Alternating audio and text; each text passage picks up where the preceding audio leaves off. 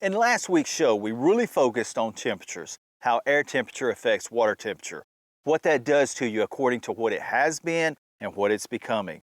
You know, you look at the seasons and what happens throughout the spring, summer, fall, and winter, and how it places those fish in certain situations. But even more importantly, we also took a look at how that can change daily and how it makes fish bite, or even sometimes how it really slows them down and how you have to make those adjustments. In today's show, we're going to take a look at wind. Wind is something that can really dictate fishing, and it can make it better or it can make it a lot worse. There's a saying in fishing, wind is your friend, and this can really be effective on highland reservoirs anytime wind is blowing and make a spinnerbait bite more effective. Now you got to take the situation. It's got to be a clear lake, and that's when fish are visually going to be able to feed on a spinnerbait. Now take into account when the surface is broken up by the wind action. This really makes that spinnerbait jump all over the place. It creates a visual impression of a lot of bait fish coming through the water. We caught some huge smallmouth in the wind up at Big Bait and Knock in northern Lake Michigan. Now, anytime you've got wind and you've got smallmouth, I like those really bright colors. We're going to take a look at this and then go look at some largemouth in just a bit. But first, let's get out to Big Bait and Knock.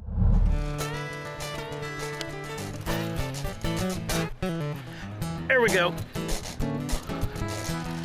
Oh yeah, right on that edge coming up. Oh, it's a good one. Another 2 or 3 pounder. Look at them down there in that clear water. They are gorgeous. Those fish, beauts. Oh yeah. You know, a lot of times when you see those real red eyes on them, they're either spawning or just getting done spawning. Let's let that one go. That is awesome.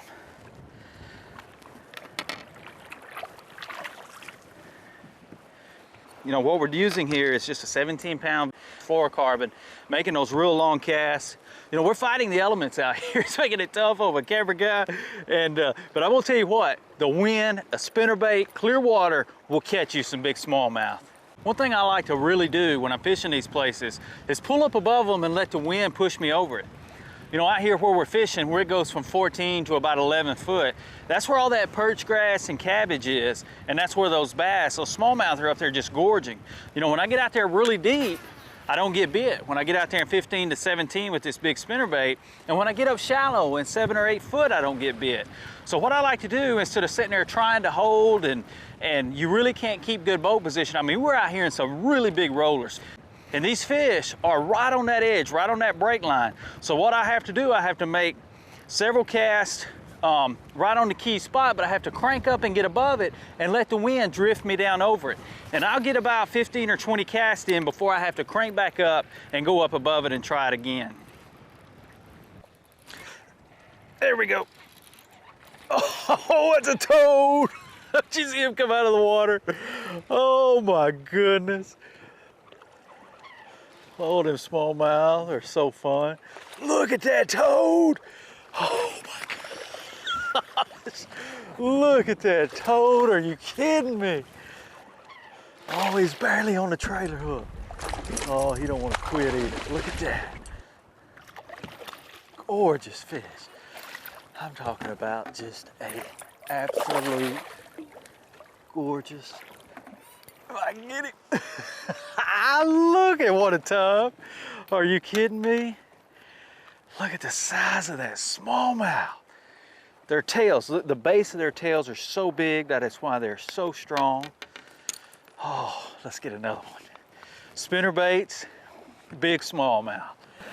You know, I'm using the wind to help me make a long cast. I'm really getting it out there a long way.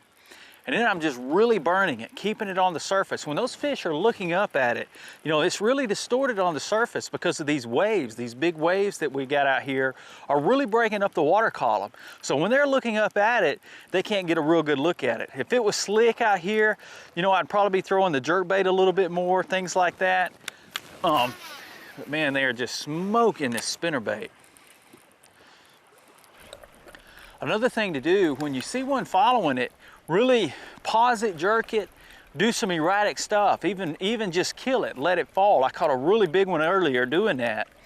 And so watch your spinnerbait as it's coming all the way in, and you'll see those dark shadows just cruising right under it, and that's those big smallmouth.